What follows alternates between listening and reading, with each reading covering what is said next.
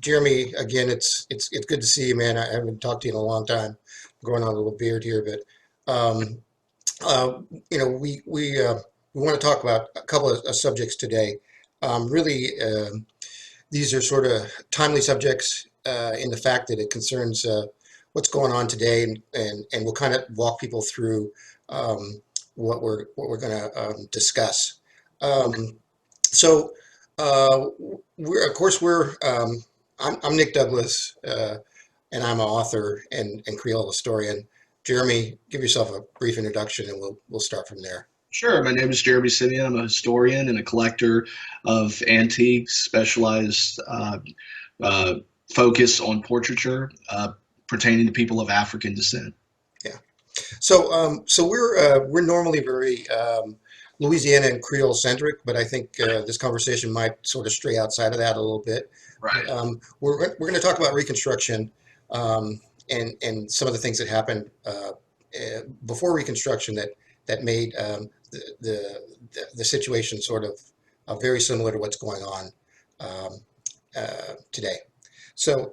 Um, uh, let's preface this with the Emancipation Proclamation.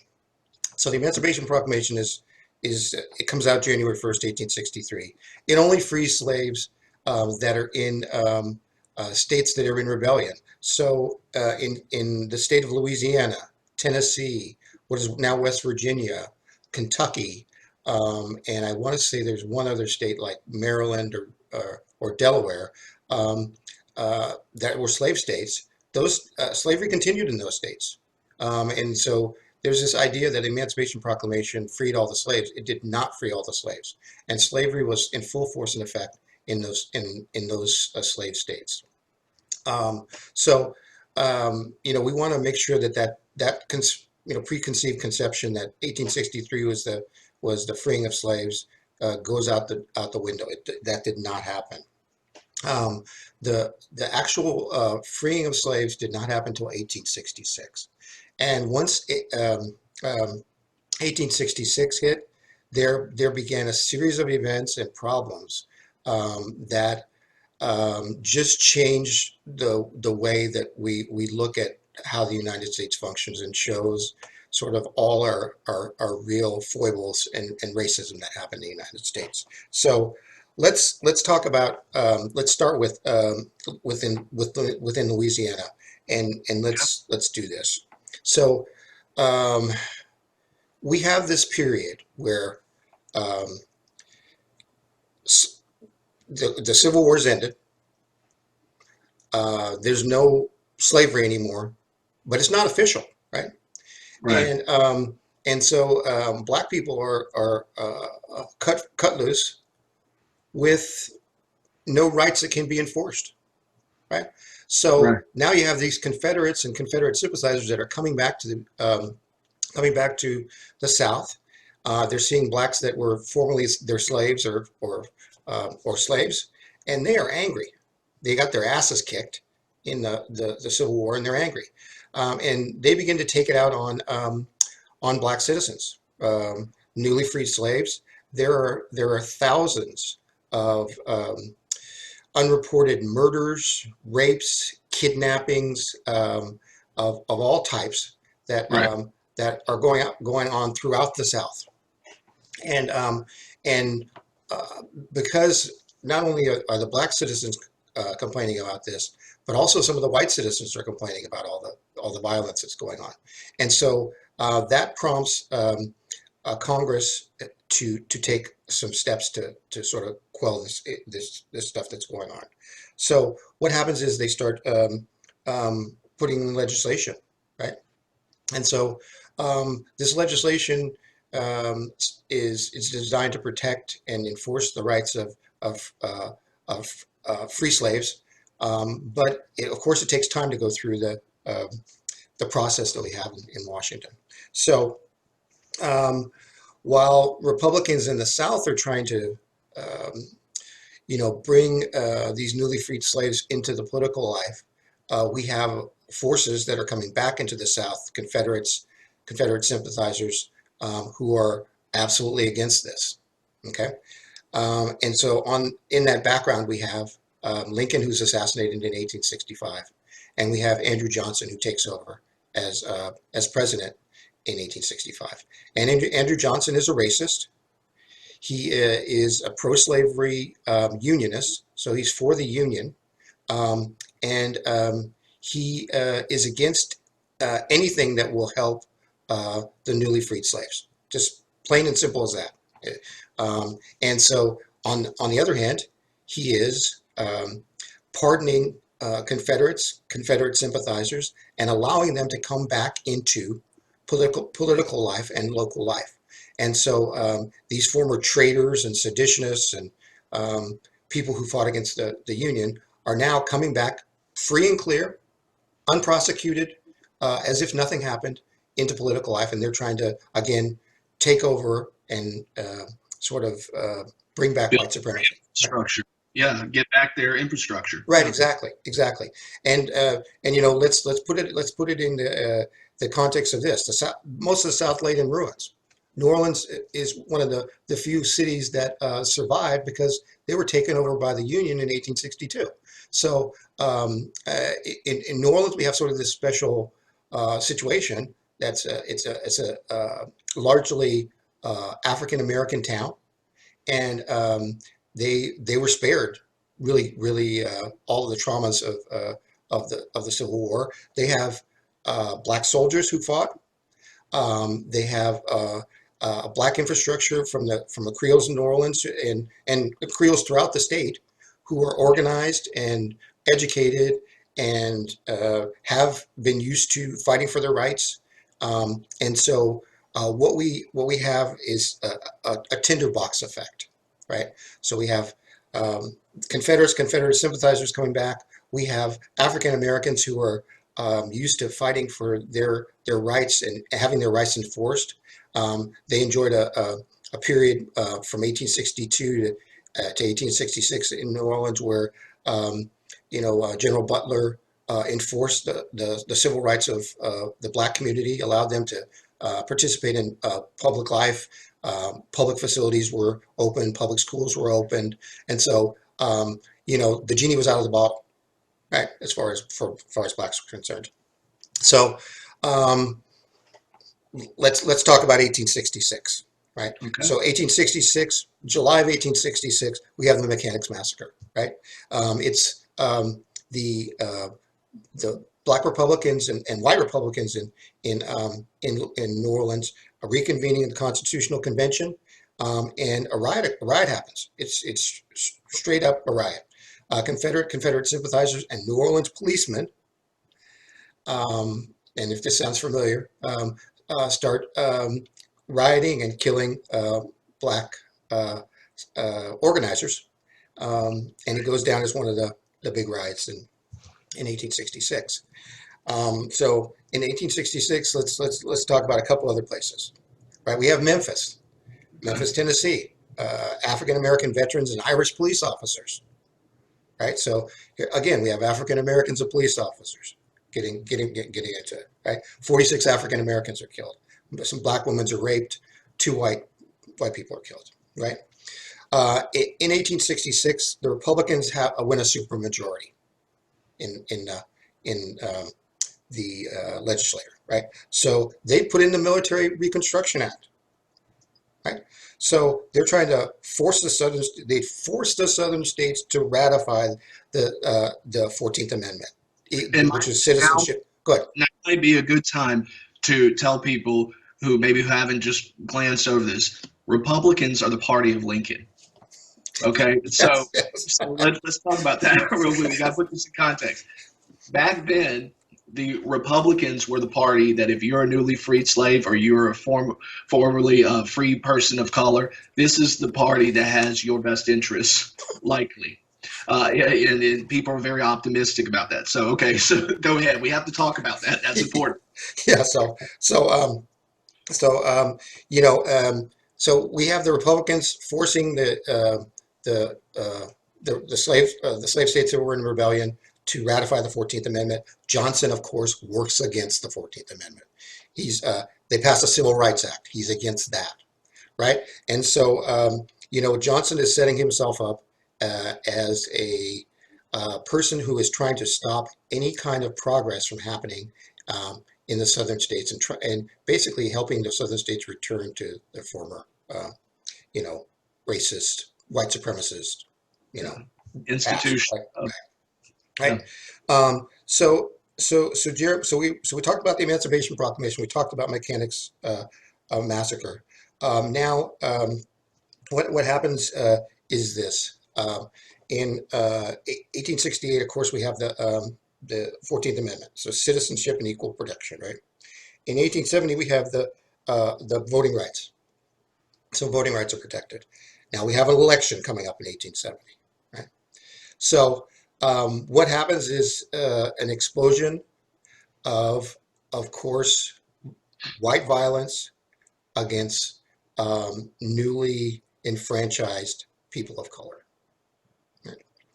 So New Orleans, we already talked about Mechanics Massacre. We know 1866 was in this period where there was, free slaves and former free people of color were in limbo. They had no protection. They had no recognition of their citizenship. They had no voting rights, and they were just, they were just getting slaughtered. Yeah. And I think it's important to mention too, and I often say this, and you hear me say this, I'll say a person of African descent.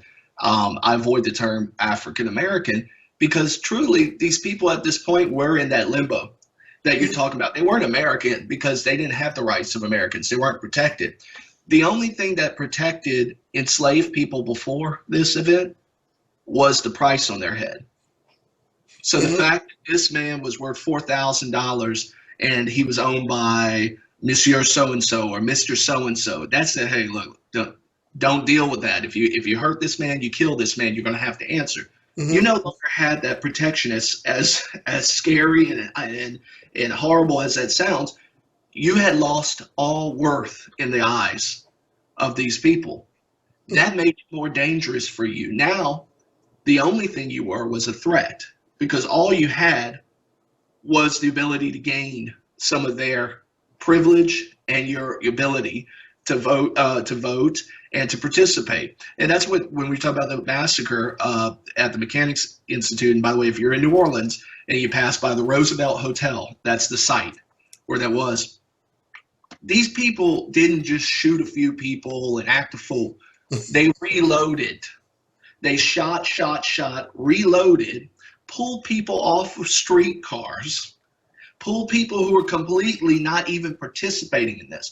So what this was a way of flexing white supremacy and telling everybody, tell your mommy, your daddy, your cousins, it's not going to happen. Mm-hmm. So that's important. This wasn't just this wasn't a reaction, because quite often, we'll talk about this more, quite often these instances are not singular reactions. It's building. And this was a way of flexing what was happening. And that's maybe relevant to today. So let's go on. Yeah, and you bring up a good point as far as the economics is concerned about this, right? Basically, when slavery was enforced, we had this sort of paternalistic protection because you were owned by somebody and you had some value to them, right? So now when you're free, think about it.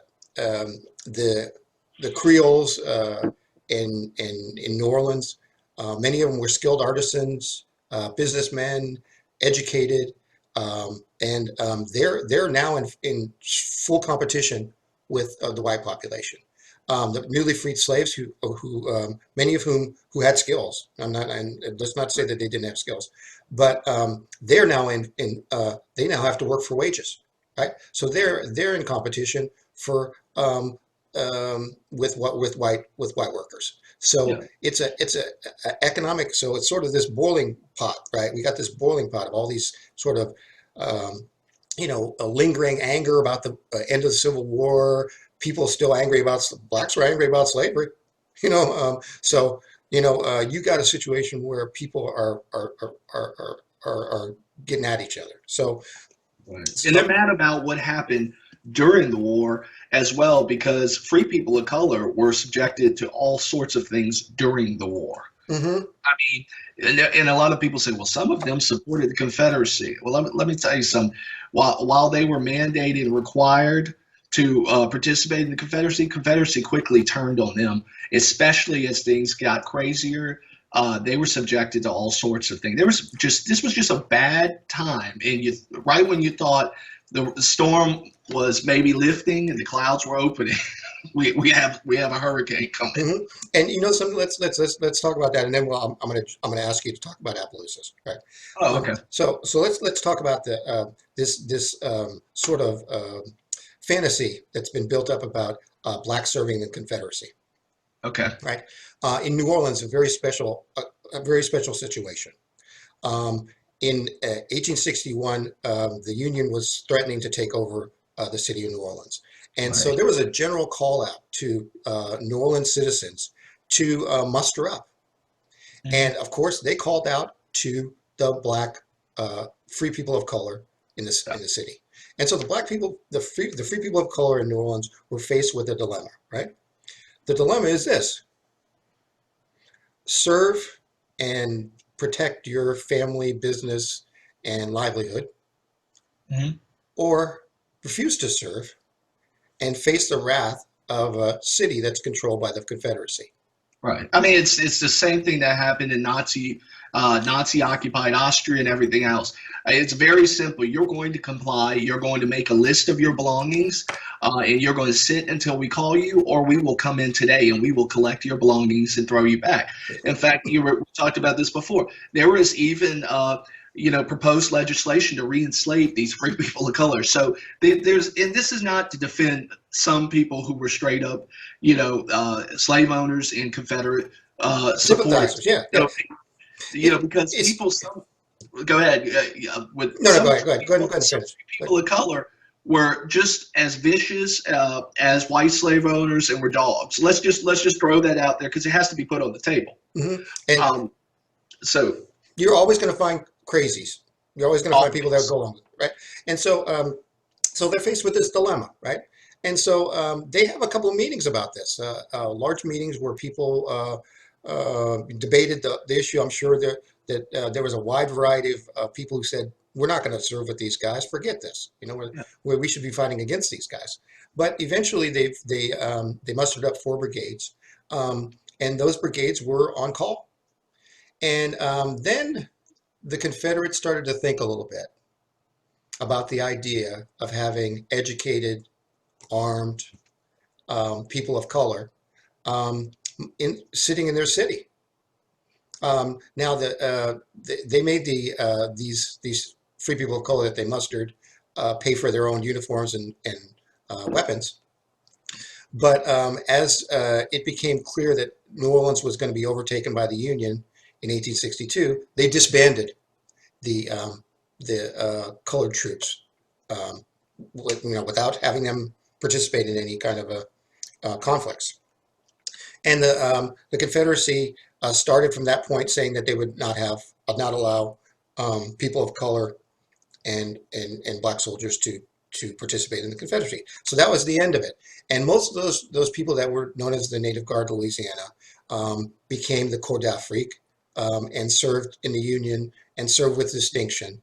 And General Butler, when he took over the city of New Orleans, welcomed them in, and they became part of the fighting force that helped to secure the Civil War. So And I think it's important to mention too, though, that they were now on the Union side and they were accepted in and welcomed in.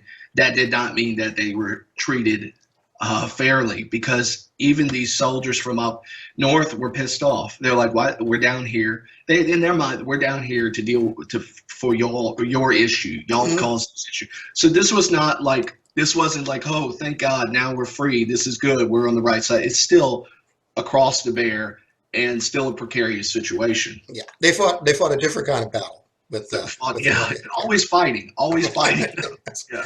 so with all that as background, let's talk about and like I say, I sort of concentrate on New Orleans because that's where my family's from. Right. Let's talk about what was happening out in the outskirts in Appaloosa, and with your family. So let's talk about that a little bit. Well, let's give a little background. Okay. So, New Orleans obviously is the city, okay? Where a bulk of trade and commerce and everything is happening with the port and all of that. But there are these other outposts, significant to the economy of Louisiana. So you had, and I'm not just talking about along the River Road, where 2/3 of America's millionaires were. We're talking about even in Natchitoches, and we're talking about in Opelousas. So these are prairie regions, but this is where a lot of families from New Orleans left in hopes of agricultural success. These are free men, and these are, of course, white citizens as well. So they were raising cotton, they were raising cattle and vasheries and everything. So they're a significant part of this economy of New Orleans. And so the story really begins north of Opelousas in a steamboat port town called Washington, Louisiana. Washington was one of the most important ports, and it's where all of the farmers were putting their cotton to get to New Orleans and bringing cattle and everything. So there's a couple of mixed reports on what started the Opelousas massacre of 1868, but the basics of it was there was issues against white Democrats and people of color Republicans, black Republicans, and there was a little skirmish in Washington because there were certain black Democrats who wanted to join a meeting with white Democrats, and that didn't work out well because there was a presence there, an armed militia of white supremacists. So they intimidated these people, and there was, from what I understand, shots fired. They told an 18-year-old man, and 18 back then was a full grown adult, okay, a man from Ohio who was not only an abolitionist, not only the editor, the English editor of a black-owned newspaper, okay, called the St. Landry Progress, owned by the Donatos, which is my family. But he was also a school teacher who was interested in what? He was interested in registering black voters, and he was interested in educating children of color. Okay? So he decides to write about what happened in Washington. That didn't go over well. 3 men show up at the colored school, beat him unconscious, and the children just disperse. They don't know what happens to this man. This man's name is Emerson Bentley. Rumors, static in the news line, spread throughout Opelousas area that they have killed this man. Okay, and literally hundreds of men of color, armed, not as heavily armed as the white people because there was limitations on people of color owning weapons, began to march towards the Opelousas courthouse, and they want answers. Well, luckily, some of my ancestors heard that the man had just escaped to New Orleans. He had survived. Anyway, so what ends up happening is literally hundreds of men of color are murdered, assassinated. And again, just like what happened at the Mechanics Institute, even after they surrendered, these men were then imprisoned, killed later, and then they began to hunt down these men over the next couple of months if they had even an idea that you were a participant in this. But what did they do to the newspaper? Because we don't know if it was 50 people killed or 200 people killed, because they ran into this newspaper. Maybe they thought it was fake news. They ran into the St. Landry Progress, and they destroyed and ransacked the offices. So that was the end of that paper. So we no longer had this independent voice. So it didn't matter that my ancestors were able to contact New Orleans, contact other black newspapers, and this was reported as far away as New York City. Okay, didn't matter because the numbers and the true facts were still obscured and intentionally. So that was one catalyst that just started a bunch of voter intimidation and basically locked down Opelousas and those surrounding areas. Mm-hmm. And you're talking about that, and it sounds very familiar, doesn't it? Um, sounds very scary. And you and I have gone back and forth about this, about history repeating itself, right? Right. And this sounds, the whole thing with with Johnson. So here you're talking 1868, right? Okay, so Johnson is impeached, right? He's one of the only presidents to be impeached. What is he impeached over? Um, his fighting against the uh, Reconstruction of the South, right? He's trying to keep the South as it was before the war, and he is going up against the radical. And what he does by doing this is radicalize the Republican Party. So now the Republican Party starts to take a harder stance against the former Confederates and Confederate sympathizers, and Republicans start to say, okay, anybody who is a Confederate sympathizer cannot serve in public life for 30 years. We're going to confiscate their land, confiscate their property. Dude, 30 Yeah, years. yeah, That was the way of getting them out of there. right, right. And so they were going to make them null and void as far as having any kind of power in the South. And of Right. course, Andrew Johnson fought against that. And so the two sides became completely polarized. Now he's a Republican because he's a unionist, but he's a slavery sympathizer. So he's radicalizing the folks like Sumner and those kind of people to really take a extremely hard line against any of the states that are coming back into the Union. So we have this kind of thing that's going on in Washington that's just aggravated by all the crazy stuff that's going on. And so what we have in 1870 is, again, we have this incredible wave of voter intimidation and violence, right? And so you talked about Appaloosas. My family was in Alexandria and part of the Colfax riot, and we know that was one of the biggest riots that we've ever had in the United States, right? And so we obviously it was blacks complaining about voting boxes that were stolen, and then once they were stolen, because they had actually won the election, then a white Democrat just put himself in power as the legislator in that area, and that caused this Colfax riot.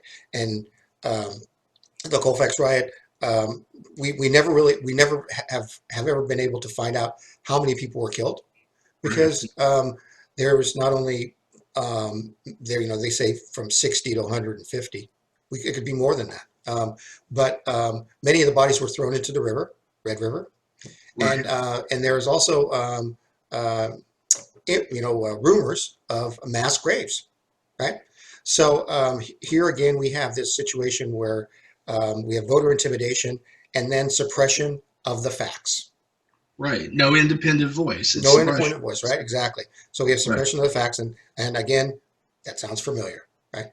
Yeah. So And conspiracies of fraud. Oh, that's why that they're trying to steal this, steal that. It's the same. It's kind of this. It's the same thing. It echoes. It yeah, rhymes. yeah, and let's kind of let's bring this forward, because we've talked about Appaloosas, and let's talk a little bit about Reconstruction, and then we'll kind of tie this all together.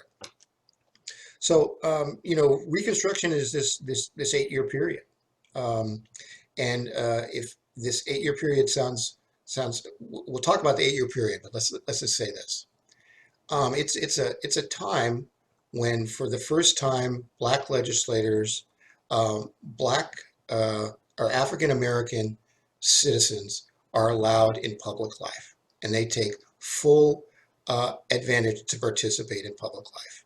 Lots of these southern states have their constitution rewritten to allow blacks to participate in public life, hold office, become sheriffs, become legislators, become bureaucrats even. And so, And little as participate in public, just public transportation. Really try to kind of integrate into that life that they were after. right, So. right, exactly. And so what the issue with Reconstruction is this: is that it's all enforced by a military presence, right? So the Confederates are fighting Reconstruction like hell. The Confederate sympathizers and former Confederacy, participants are fighting Reconstruction, but there's a military presence to enforce the rights of these newly freed slaves. And so in 1868, for example, that's when they have this or 1870 they have the Enforcement Act, and that brings federal troops in to register all black voters. And of course, in the election of 1870, black legislators and bureaucrats are swept into office. And in 1872, the same thing. But there's continued violence against the changes that are being made by the black legislators and whites of goodwill. We should always say that. We always There's say some the white, allies. we should always recognize the whites of goodwill that are there too. So for example, at these riots, whites are killed too. And the Kansas Institute, whites, a Right. number of whites are killed, right? Yes. So let's Only three according to facts, yeah, but that's some. that's Yes. some. That's I mean, That's some. let's Yeah. let's give them credit. These guys risked Yeah. their lives, and so we want to give them credit. So um, so like I say, if Reconstruction, this 8 years period of sort of things happening and blacks feeling more at ease in coming forward and Optimistic and optimistic. It's just a general feeling of goodwill. I mean, and they're not trying to. And here's the thing: these black legislators are not trying to punish former Confederates and former Confederate sympathizers, right? They're now the radical Republicans are, and the radical Republicans don't win out on their calls. I mean, they're radical Republicans. I mean, these guys. I'm saying they're saying that Confederates and Confederate sympathizers should not be able to participate in the public life for 30 years. But they're also saying, hey, these guys should be put in jail for sedition, treason. I mean, they're talking about confiscating their land. I mean, they're talking about some serious consequences to these people fighting in the Civil War and being Confederate sympathizers. So none of that happens. No, right. there's no there, and Andrew Johnson goes about basically giving them a get out of jail card, get out of jail free card. Um, Even in Colfax, I think 9 people were charged, but not a single one actually, did time. I think it was kind yeah, of dismissed or yeah, so. and during this period when there's these thousands of people being killed between 1863 and Right. 1868, there's no prosecution of anybody. I mean, Yeah. and literally people are going around getting pissed off, and they see a black man in the street, shoot him in the head. I mean, just Yeah. it was insanity. And of course, that's that, like I said, we've talked about that. But my thing is this: so we have these 8 years, right? And what we have as part of the end of Reconstruction is this: we have a contested election, which doesn't that sound familiar? Um, and we have a call for the troops to be removed from the South as part of the deal that they made to resolve this contested election. And as strange as and ironic as this sounds, those troops were sent to the West to complete the genocide of the Native Americans. And so um, they complete the genocide of the Native Americans by the 1880s, late 1880s. All the former free tribes of the West have been pacified and brought into reservations, and they're basically facing genocide. I mean, we basically committed genocide against them, but they're facing genocide, and and um, and consequently, we have a huge resurgence of white racism in the South. And we have the redeemers and lost causers coming back and rewriting history, putting Right. out false narratives, sending out misinformation, and marginalizing terrible acts that are committed against the newly freed slaves and people of color. Right. Right? So um, let's So let's bring this forward. Right. Right. So, well, and just to recap, so essentially, the grand old South is back. You always hear the South will rise again. The South did. It was back. So you had the same people. You were appearing before a judge who was a former Confederate. You were your attorney, your defense was sometimes his brother-in-law. There's literally an instance of this in Opelousas and other places. These people were all back to their themselves, and largely I guess this would happen in the following years. You had a lot of people of color re-enslaved as sharecroppers. So really, this really was just almost a reset button, a switch that was just kind of flipped, you know? And when you talk about sharecroppers, right? The slave economy is replaced by the sharecropping economy, right? Right. And so who are the people that are sharecropping? Slaves who really have Right. been put through it and never were able to get their footing in society. And you have poor whites, right? Yes. So Yeah. they fill in that they fill in the gap. Poor whites fill in that gap, that economic gap that's left by the slaves that escaped sharecropping, right? So um, let's bring this forward for 8 years. Okay, I have to make this one remark. go ahead, The Greg. descendants of the descendants of these poor whites who were sharecroppers will swear that they're the plantation gentry today.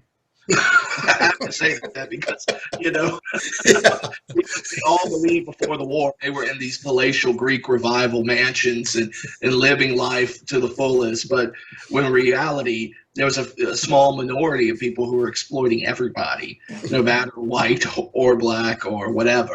yeah. Okay. And only Johnny Cash will admit he was a sharecropper. That's all. Yeah, there's very few people who will admit this, and they'll just say we were temporarily impoverished for those moments. It's just not true. So, Exactly. And then let's talk about a little bit about this item, and then we'll kind of bring it forward. okay. So there was the Freedmen's Bureau, which was set up, and in New Orleans was one of the very important centers for activity by the Freedmen's Bureau. Creoles of color participated in the Freedmen's Bureau, and the Freedmen's Bureau was set up really to help newly freed slaves and poor whites with medical care, schooling, and they did redistribute land at times to people, and so there was a sort of a redistribution of land until, of course, these Confederates were reinstated and they were able to come back and get their land back. Um, and so the Freedmen's Bureau was this sort of benevolent um, society or government agency that tried to help uh, Bridge. rebuild the South, rebuild the Slavery. South. Exactly, Yeah. exactly. And so of course, Andrew Johnson voted against the Freedmen's Bureau. He was absolutely against anything that would help the newly freed slaves. And so, again, this was part of the charged relationship that he had with legislators. And he was just so violently opposed to anything that helped the newly freed slaves that eventually he was impeached, right? And came very close to being actually taken out of office, right? One vote. He was impeached on 11 items, and he survived all those 11 impeachment articles by one vote. So, I'm saying that 8 years over and over again because um, we have a situation now where we had 8 years of our first black president, and I feel like history is being rewritten on him, and this is why, or forgotten, or suppressed, or whatever, right? So this is a president who won the election pretty much overwhelmingly. He he helped the United States economy and the world economy recover from a worldwide financial meltdown, right?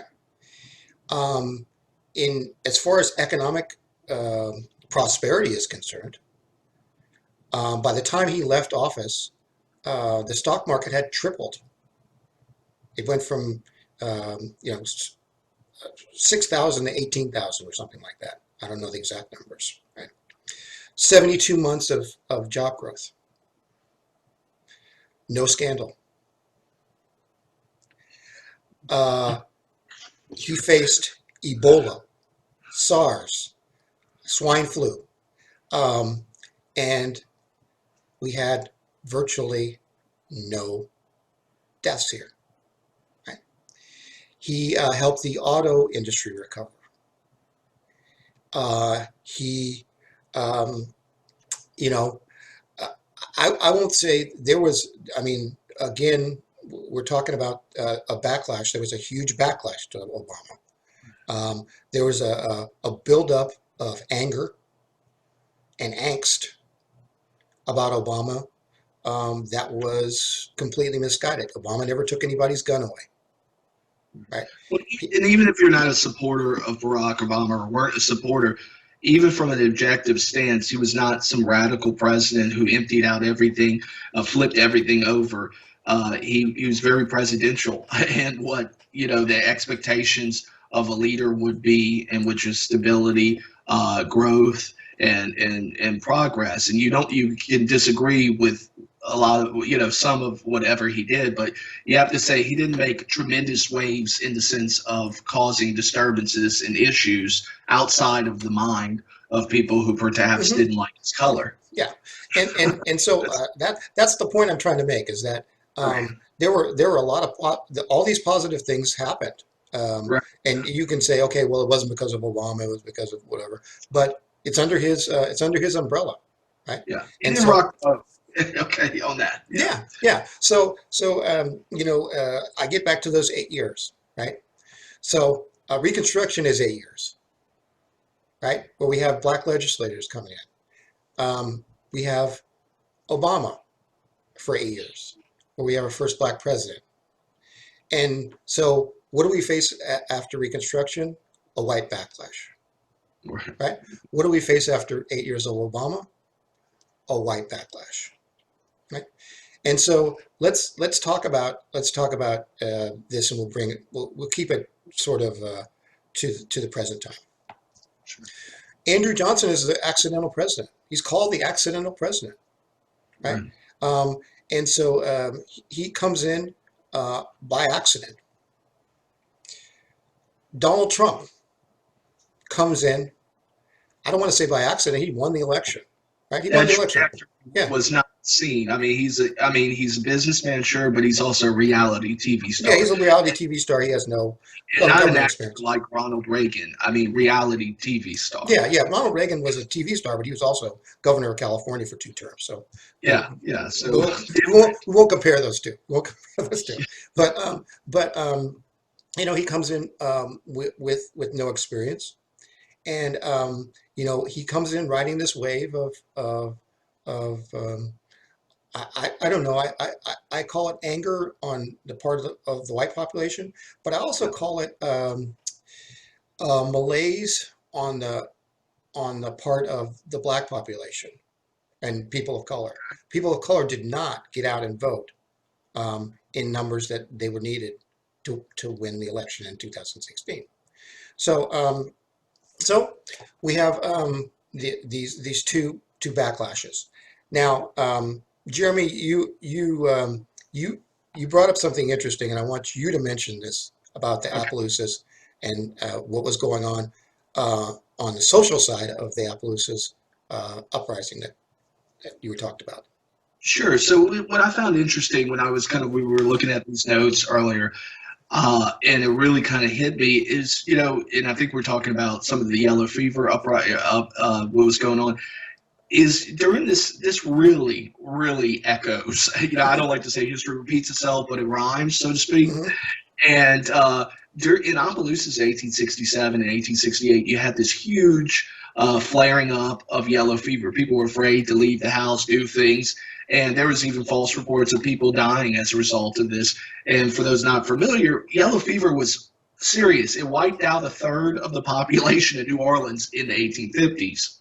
We didn't have vaccines back then, so Yeah. it would just pop up again whenever it felt like it. So that kind of blew my mind that here my ancestors are in the middle of all this turmoil, and also, this threat of death by this unseen enemy is also right there. Because it really just brought me fast forward. Here I am in my house. I'm a little frightened to go Hmm. places. Hmm. And we feel this political world, or felt it maybe, closing in on us as well. Yeah. So Yeah. I mean, that's and it's sort of, contrite to say that we face, two viruses at the same time, right? So we got this, the virus, this yellow fever, and now we have COVID-19, but we also have this upwelling of racism, right? yeah, And virus that's a racism, as you virus, said. and so the when we you should say history repeats itself because the comparisons are between 1868 and 2020 are palpable.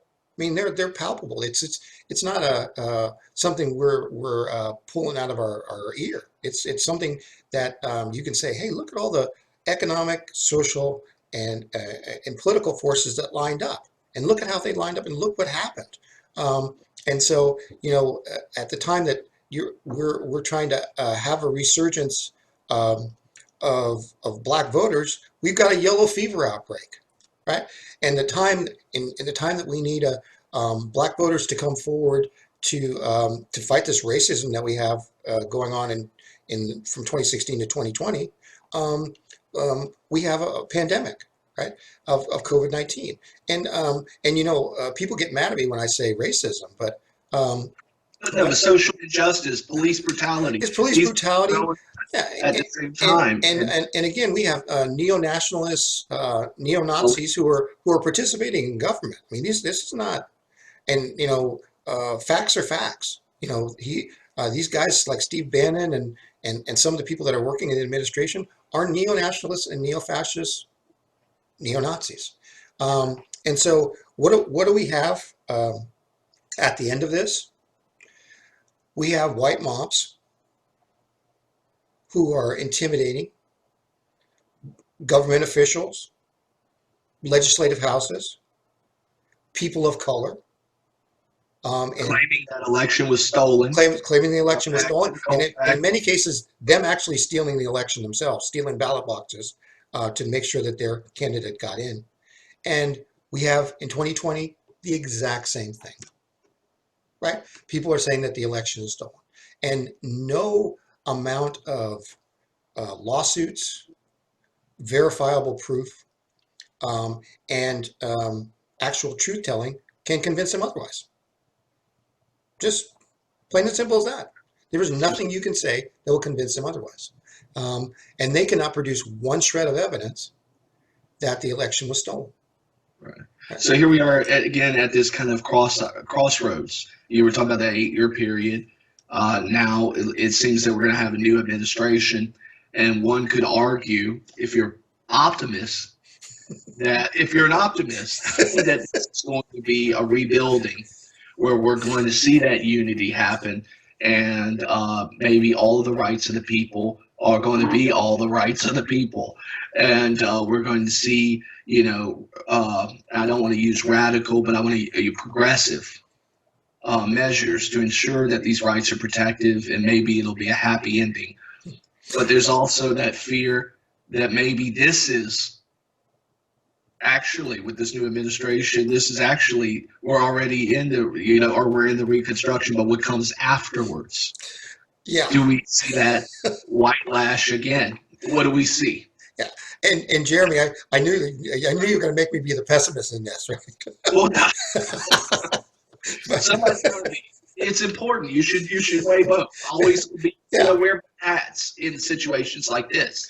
Yeah, and we want to make sure that we don't get into the melees that we had after Reconstruction ended, right? After this 8-year period, and we don't want to fall into that same pattern of having like you say, the sort of upwelling of goodwill and building and trying to pat down racism. We don't want to have that. We don't want to go back into that cycle again. We don't want to build that cycle in. And I think that people who see this, should be aware and think about that, and think about how we have this cyclic American history that's happening, and really every 50 to 60 years we're having this burst of racism, and then these sort of 8-year periods burst of sort of rejuvenation, Backlash. right? Yeah, yeah, and it's ebb and flow. It's going back and forth, and we see with this election just uh, people should see the problems that we have. We have the numbers of people who voted in the election is huge, and we have a number of people who voted for a candidate who, my personal feelings are, was a very flawed and corrupt and criminal and hateful candidate. And they were okay with that. They were okay to vote for that. So we've got a huge educational problem, right? Right. I'm going to end my comments on Mm-hmm. this because I think I'll let perhaps you it end. summarizes I'll it. let you end. Because this is uh, freedom is never free. Active participation is always necessary because the moment you stop participating and watching, you don't just watch, listen, share. Is when it turns. I think someone said this. I'm not sure who. I need to look up the quote. But if you don't turn on to politics, politics will turn on you. It's happened. Like you said, cyclical. This is something that keeps happening. You have to have a voice. You have to keep expressing a voice because when you're silent, you're forgotten. Mm-hmm. And so we have to be aware of that, and we need to know about our history because we need to know when we flip the page what scenario calls for what, and what's the best way to reconcile this. Mm-hmm. And So, the worst thing we can do, to me, is I think I'm going to put it this way, and I'm going to let you finish it. I want to let you no, finish. I was done with that. But the worst thing we can do is this: we should punish the people who did crimes, but we shouldn't punish people in general, right? And I think the worst thing we can do is create ill will by just going after everybody willy nilly and punishing people.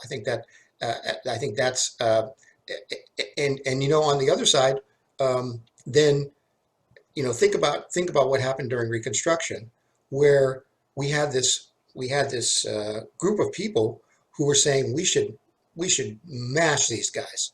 We should cancel, we should punish them. We should take them out of we should take them out of society. We should cut them out like a cancer, right? yeah, And of course that has present day um, um ramifications. contemporary thought here, right? That's a contemporary thought, right? So my thing is that we, Like I we said, need to educate these folks. we call it something different now. We call it cancel culture. We want to go after somebody fully now. And I wasn't going to say anything else, but you bring up an excellent point. We have to be balanced, and there has to be a little bit of, I won't say forgiveness, but there should be some level of forgiveness, if anything, just to make the road clearer to where we need to be. We need allies. You need allies. You can't make enemies of everybody who did wrong. And Mhm. everybody who did, there were good people who did bad things, and bad people who did good things, and we just need to recognize that, and Mhm. if you're for it, Mhm. yeah. Yeah, and we need to make sure whatever we're doing, we're moving forward, and we're not going to repeat this cycle that we have, right? Or This, yeah. yeah, yeah. Yeah. So Jeremy, that's everything for me. I mean, it's great to talk to you again. I think we need to do this more often again. I'm going to put this up, and we'll get this sorted out. I think I'm going to use all uh, the tape. This is really good. I think the conversation, yeah, I think this is the great about conversation. And for people watching, we enjoy hearing from you, even when you call, us names, it's fine. Just bring facts with the name calling. Mhm. And we encourage you to look up the things that we're talking about. We encourage that independent voice from the narratives we're presenting. Mhm. So feel free to look this up and investigate and Yeah. share. What do you say? Don't trust us. Look it up, right? Don't You don't have to believe me. Just trust. Look, you don't trust me. Just look it look up. it Find up. your own. Okay. Exactly. All right. Exactly. All right, Jeremy. Take care of yourself. Be safe. Wash your hands. Yeah. Um, wear your mask, and All we'll be through this soon. We'll be through this soon. hope we hope so. Yeah. All right. Thank you All very right. Take much. care. Bye bye.